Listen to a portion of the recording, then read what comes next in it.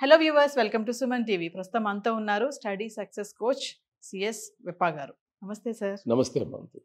Sir, ఇప్పుడు పిల్లలకి చదువుకోవడానికి మంచి సమయం అంటే కొంతమంది పిల్లలు నైట్ చదువుతారు. నైట్ చదివితేనే మాకు ఎక్కుతుంది, మంచిగా వస్తుంది, ఇంట్రెస్ట్ వస్తుందని పేరెంట్స్ పడుకున్నాక వీళ్ళు లైట్ ఆన్ చేసుకొని చదువుతారు. కొంతమంది ఎర్లీ మార్నింగ్ చదువుతారు, కొంతమంది మిట్ట మధ్యాహ్నం కూడా చదువుకుంటూ ఉంటారు. అంటే ఒక్కొక్కరు ఒక్కొక్క ఇంట్రెస్ట్. తల్లిదండ్రులుగా ఆలోచించండి, చిన్నారులకు ఉజ్వల భవిష్యత్తునివ్వండి. NAC A+ graded Uttaranchal university. So as a ఎక్స్పర్ట్గా మీరు సక్సెస్ కోచ్గా పిల్లలకి చదువుకోవడానికి అనువైన సమయం ఉంది అంటే ఏం చెప్తారు? ఈ ప్రశ్న దాదాపు నేను ఇచ్చిన ప్రతి సెమినార్లో కూడా అడిగేటువంటి ప్రశ్న. What is the best time to study? Best time to study, best time to study effectively అని కూడా మనం ఆలోచించాలి. ఎఫెక్టివ్గా స్టడీ చేయాలంటే వాళ్ళకి మనం ఆ ఫ్యాక్టర్స్ ఏంటి ఇన్ఫ్లుయెన్స్ చేసేవి ముందు అది తెలుసుకుందాం. వాళ్ళ యొక్క మొత్తం బాడీ అంతా ఎలా ఉంది, హెల్తీగా ఉందా లేదా, నిద్ర సరిపోయిందా లేదా, అది చాలా ఇంపార్టెంట్.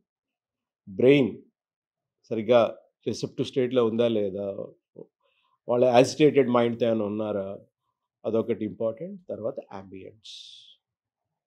ఈ మూడితో పాటు ఆ చదివేటువంటి టాపిక్ వాళ్ళకి ఎంతవరకు ఇంపార్టెంట్. ఇంకోటి లాస్ట్ది అర్జెన్సీ ఏంటి. 2 రోజుల తర్వాత ఎగ్జామ్ ఉందంటే అర్జెన్సీ వస్తుంది, మనం ఏం చెప్పక్కల, వాళ్ళే చదువుకుంటారు. రైట్.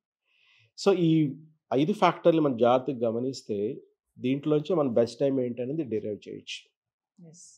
సో హెల్తీగా ఉండాలంటే వాళ్ళు 24 అవర్స్ హెల్తీగానే ఉంటారు అనుకున్నాం. రైట్. సో మనకి అది ఇంపార్టెంట్ కాదు. స్లీప్ మాత్రం ఇంపార్టెంట్. సఫిషియంట్ స్లీప్ ఉందా లేదా, స్లీపీగా ఉంటే they can not study well. Right. తర్వాత యాజిటేటెడ్ మైండ్ ఉన్నప్పుడు వాళ్ళు కామ్ డౌన్ చేసుకుని చదవాలి. ఆ కామ్ డౌన్ చేసుకోవడం అనేది మన మెడిటేషన్ ద్వారా అనేది చక్కగా వస్తుంది. అలాగే మనం ఒక్కొక్క పాయింట్ తీసుకుంటే ఇలాబరేట్గా చాలా మాట్లాడుకోవచ్చు, బట్ పుస్తకం ఓపెన్ చేయడానికి ముందే ఇవన్నీ కూడా వాళ్ళు రెడీగా ఉండాలి.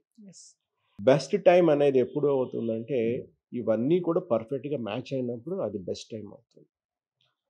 మీకు ఇంకొక ఎగ్జాంపుల్ చెప్తాను. There is a concept known as TPS concept. TPS అంటే థాట్స్ పర్ సెకండ్. అందరూ ఆదర్స్ అగ్రి అయ్యేది ఏంటంటే ఒక 24 గంటల సమయంలో మన బ్రెయిన్ ఎన్ని వేల థాట్స్ ప్రొడ్యూస్ చేస్తుంది, దాదాపు 60,000 థాట్స్ ప్రొడ్యూస్ చేస్తుంది.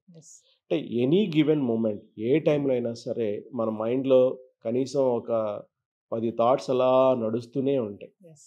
సో ఈ టీపీఎస్ అంటే థాట్స్ పర్ సెకండ్. ఈ కౌంట్ ఎక్కువ ఉందనుకోండి, 30 థాట్స్ ఒకేసారి నడుస్తున్నాయంటే మనం ఆల్రెడీ కొద్దిగా యాజిటేటెడ్గా ఉన్నాం, డిస్టర్బ్గా ఉన్నాం. అలాంటప్పుడు కనుక చదివితే, చదవడానికి ప్రయత్నిస్తే డెఫినెట్గా చదివింది ఎఫెక్టివ్గా ఉండదు. సో ఈ టీపీఎస్ కౌంట్ కనుక తగ్గింది అనుకోండి, 10 నుంచి 5, 4 అట్లా వస్తే that is the best time to study. ఈ బెస్ట్ టైం ఎప్పుడు వస్తుంది, ఈ బంగారు నిమిషాలు ఎప్పుడు వస్తాయంటే కనుక నిద్ర లేచిన తర్వాత వస్తాయి. అంటే పొద్దున్న లేచిన తర్వాత వాళ్ళు బ్రష్ చేసుకుని ఇమ్మీడియట్గా చదువుకోవాలి. ఎందుకంటే అప్పుడు టీపీఎస్ కౌంట్ అనేది తక్కువ ఉంటుంది.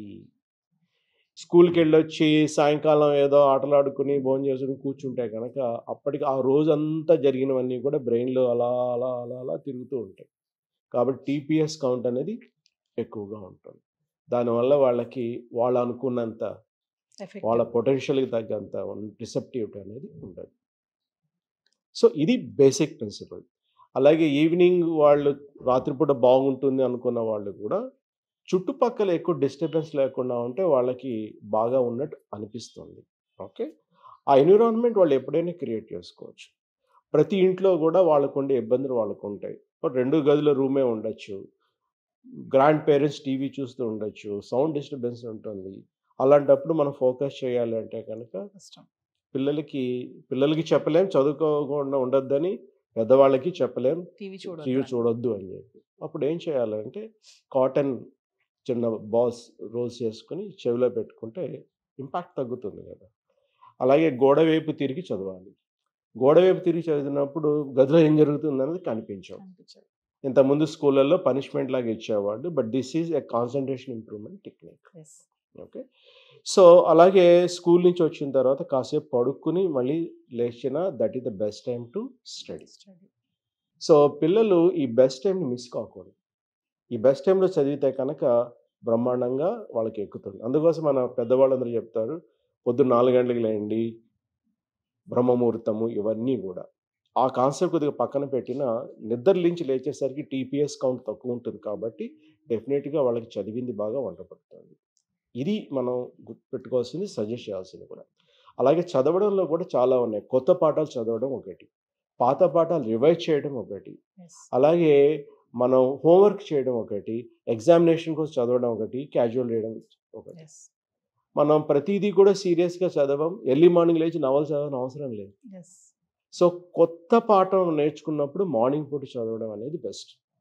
ఆ తర్వాత ఎక్కడైనా ఒక 5 నిమిషాలు టైం దొరికింది, 1 నిమిషం టైం దొరికింది, దానికి తగ్గట్టు ఒక ఎక్సర్సైజ్ చేయడము, ఒక ప్రశ్న సాల్వ్ చేయడము, ఆర్ ఫ్లాష్ కార్డ్ ద్వారా రివైజ్ చేయడము, ఇలా మనం యూటిలైజ్ చేసుకోవడం కనుక నేర్పితే పిల్లలకి అవైలబుల్ ఎవ్రీ మినిట్ కూడా వాళ్ళు స్టడీస్కి ప్రొడక్టివ్గా యూజ్ చేయగలుగుతారు. సో ప్రత్యేకంగా నేను రాత్రిపూట చదువుతాను లేదా మార్నింగ్ చదువుతాను అప్పటిదాకా చదవనని పెట్టుకోకూడదు, రైట్? వాళ్ళు స్కూల్లో కొంతమంది బస్సులో ఒక హాఫ్ అన్ అవర్ ట్రావెల్ చేయాలనుకోండి, హాఫ్ అన్ అవరు ప్రతిరోజు మాట్లాడలేరు కదా, పిల్లలతో బోర్ పడుతుంది. సో అందరూ కామ్గా ఉంటారు, నిద్రపోతారు, చేస్తారు. ఆ టైంలో వీళ్ళు కొద్దిగా వాళ్ళ వాయిస్తో రికార్డ్ చేసుకుని ఆ లెసన్స్ అవి వినొచ్చు, లేదా ఫ్లాష్ కార్డ్తో రివైజ్ చేసుకోవచ్చు. ఇట్లా కొంచెం కొంచెం వాళ్ళకి మనం ప్రతి నిమిషాన్ని ప్రొడక్టివ్గా స్టడీస్కి ఎలా ఉపయోగించుకోవాలో చేసుకుంటే ప్రతి నిమిషం కూడా మనకి చదువుకునేందుకు అవకాశం ఉన్నట్టే ఉంటుంది.